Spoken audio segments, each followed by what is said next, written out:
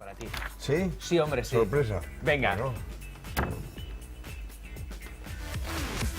Va.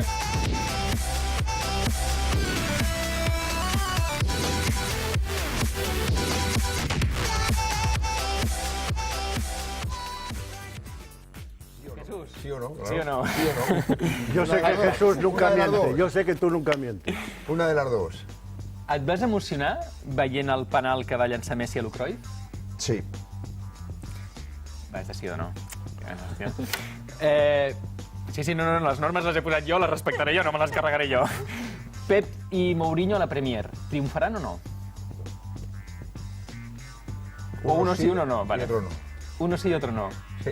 Pep sí, Mourinho sí, no. Mourinho no. Bueno, no sabemos. Él ha dicho sí o no. Uno sí, otro no. Ya está. Uno sí y otro no. Ya está.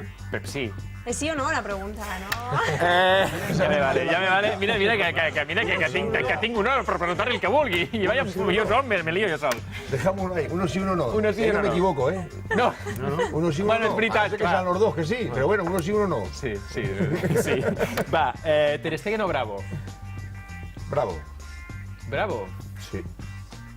Vale, s'ha acabat el sí o no. Bravo per què? Hoy por hoy, yo creo que Bravo está a un nivel altísimo. No quiere decir que no esté cumpliendo, pero Bravo yo creo que en la competición de la Liga está a un nivel espectacular y para mí hoy por hoy es un portero que te da una consistencia, una solidez, una tranquilidad que por la juventud y por la manera y por esto, pues a veces a lo mejor ha habido momentos puntuales que ha generado estas tensiones y estos pequeños detalles y fallos que han salido y que pues, pero yo creo que eso es pequeña minuta y no va a pasar, pero para mí por hoy Bravo.